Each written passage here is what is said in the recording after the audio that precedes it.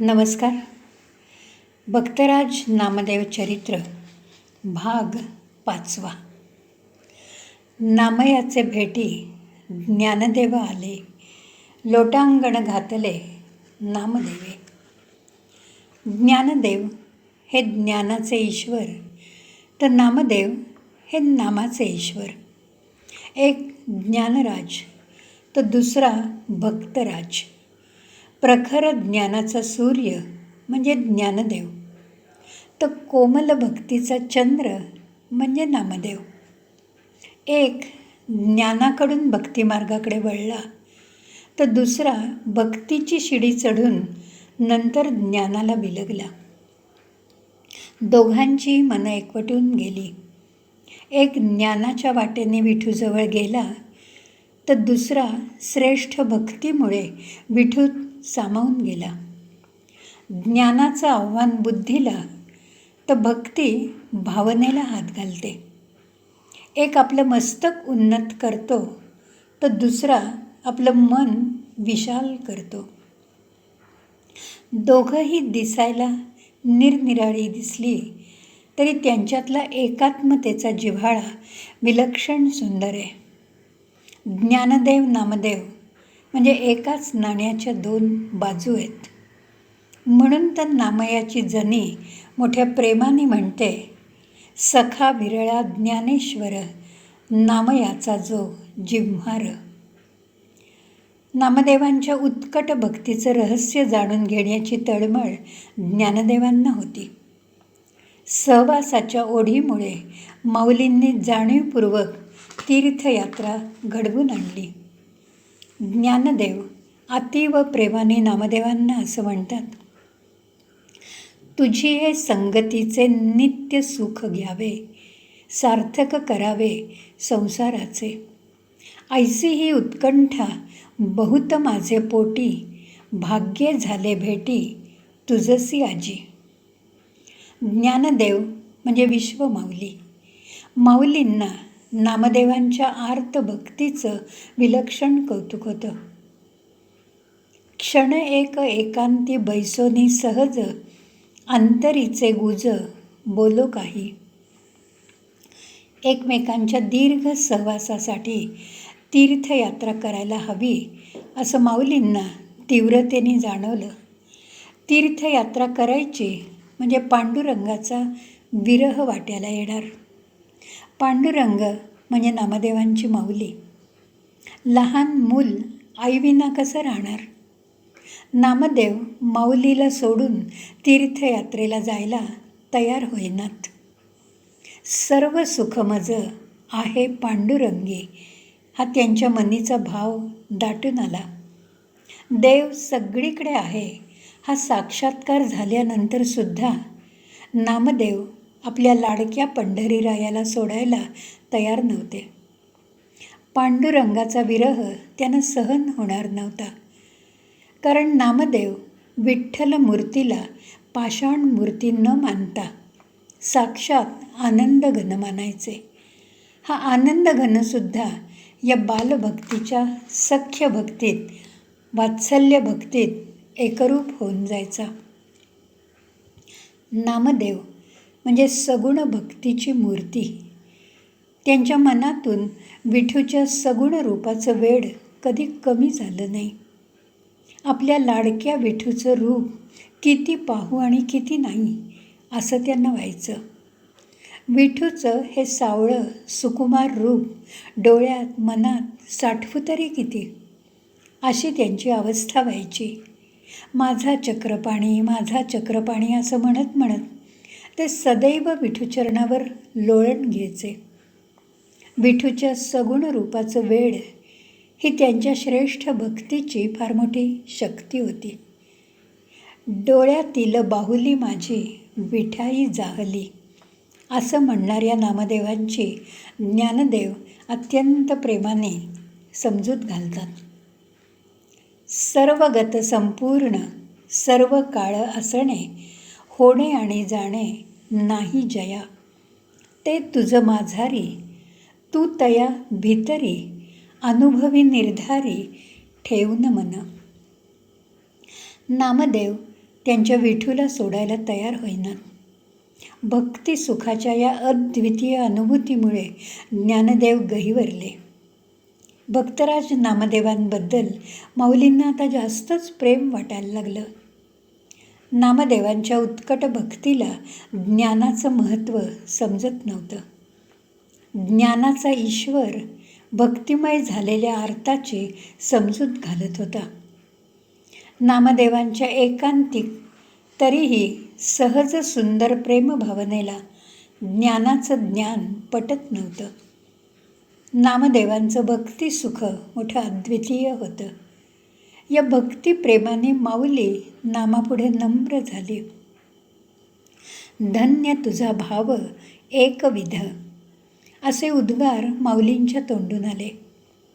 भागवत धर्माच्या प्रचारासाठी हा भक्तराज योग्य असल्याचा माऊलींना साक्षात्कार झाला. नामभक्तीमुळे प्रत्यक्ष पांडुरंग भेटतो ही नामदेवांची अनुभूती. हे सहज सत्य नामदेव आपल्याला आणि अवघ्या विश्वाला सांगतील असं माऊलींना वाटलं. माऊलींना नामदेवांच्या रूपात आदर्श भक्तीचं स्वच्छ सुंदर प्रतिबिंब दिसलं. दिव्य दृष्टीची माऊली या भक्तराजाला अतीव प्रेमाने हृदयाशी धरून त्याच्या विठुरायाकडे गेली. तीर्थयात्रेचा मानस त्यांनी विठूला सांगितला. लाडक्या नाम्याचा वियोग विठूलासुद्धा खरं तर सहन होणारा नव्हता. पण माऊलीला आपला लाडका नाम्या हवा आहे, हे नाम्याचं फार मोठं भाग्य आहे. ही जाणीव झाल्यामुळे विठूने नाम्याला प्रेमाने तीर्थयात्रा करण्याची विनंती केली. विठू माऊलींना म्हणाला, हे माझे कृपेचे पोसणे आवडते, क्षण जीवा परते न करी कदा. ज्ञानदेवा, माझा नामा म्हणजे माझा जीव आहे, ते माझं प्रेम आहे. क्षणभरसुद्धा मी त्याला माझ्यापासून बाजूला करत नाही. ज्ञानदेवा, माझा जीव मी तुझ्या हाती देतोय. माझा नाम्या फार भोळा आहे, पण अति प्रामाणिक आहे. त्याचा मायेने सांभाळ कर. विठू माऊलीच्या आज्ञेनुसार ज्ञानदेव नामदेव तीर्थयात्रेला गेले खरे, पण मागे परतोनी पाहे अशी नामदेवांच्या मनाची अवस्था झाली. जीवाची घालमेल झाली. विठू माऊलीचा वियोग सहन होईना. आपण फुटून जाऊ की काय अशी भीती नाम्याला वाटायला लागली. क्षणाक्षणावास परतोनी पाहे, वियोग न साहे पंढरीचा. आई विना हे लेकरू कसं राहणार. दुःखी मन आता आनंदाने गाऊ लागलं. चक्रवाक पक्षी वियोगे बहाती, झाले मज प्रती तैसे आता. नामदेव आत्ममग्न आत्मसंतुष्ट होते. पंढरी हे त्यांचं सर्वस्व, त्यांचं सुख होतं.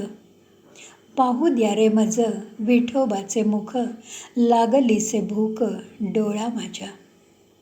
ही नामदेवांची मनाची विकल अवस्था ज्ञानदेवांना समजत होती. पण पंढरीत राहून भागवत धर्माचा प्रसार कसा होणार. प्रसारासाठी भ्रमंती हवी. नामदेवांचा जन्म भागवत धर्माच्या प्रसारासाठी आहे. तेच नामदेवांचं जीवित कार्य आहे. याची जाण नामदेवांना करून पटवून देण्याचं फार मोठं कार्य माऊलींनी या तीर्थयात्रेत केलं. नामदेवांच्या मनाची बंदिस्त ताटी अति प्रेमाने उघडण्याचं अवघड काम माऊलींनी केलं. या भक्तिरूपी हिऱ्याला ज्ञानाचं कोंदण मिळालं. यासाठी तर माऊलींनी तीर्थयात्रेचा घाट घातला होता. नामदेवांच्या भक्तीची उंची, त्याची व्यापकता वाढवून ती भक्ती विश्वात दुमदुमायला हवी ही माऊलींची इच्छा आता नामदेवांना समजली. नामदेवांना माऊलींकडून प्रेरणा मिळाली. ज्ञानदेव म्हणे, तू भक्त शिरोमणी, जोडिले जन्मोनी केशव चरण. प्रेम सुख गोडी तुझची पावली, वासना मावळली सकल तुझी. भ्रमंतीतल्या सततच्या सहवासामुळे दोघांनाही एकमेकांची खरी ओळख पटली, मैत्री जास्तच दृढ झाली. माऊलींना नामदेवांच्या अद्वैत भक्तीचं आत्यंतिक कौतुक होतं. ते नामदेवांना म्हणाले, नाम्या, अरे तू पंढरीरायाचा प्रेम भंडारी आहेस. भक्तीचा तुझा अधिकार फार मोठा आहे. भक्ती कशी करायची ते तू मला आणि जगाला सांग. समाज मनाला भक्ती मार्गाला लावण्यासाठीच तुझा जन्म आहे. जन्म सत्कारणी लाव. नामदेवा, तुझी वाणी सागरापेक्षा खोल आहे. त्यात आनंदाचा आणि प्रेमाचा ओलावा आहे. तुझी अमृतवाणी मला ऐकव, त्यासाठी मी आतुर झालो आहे. ज्ञानियांच्या राजाचे प्रेमळ बोल ऐकून नामदेवांना अत्यानंद झाला. त्यांचं मन गहिवरलं. ते नम्रपणे माऊलींना असं म्हणाले, भक्ती मार्गाचं मर्म जगाला सांगण्याची कामगिरी फार अवघड आहे. कायमी बोलावे किती माझी मती, तुम्ही रमापती गोड केले. स्वतःच्या मर्यादांचं भान असणं हे मनाच्या मोठेपणाचं लक्षण आहे. अतिनम्र भावाने नामदेव म्हणाले, मी काय बोलू, कसं बोलू? तुम्हाला आनंद समाधान देण्या इतकं ज्ञान माझ्याजवळ नाही आहे.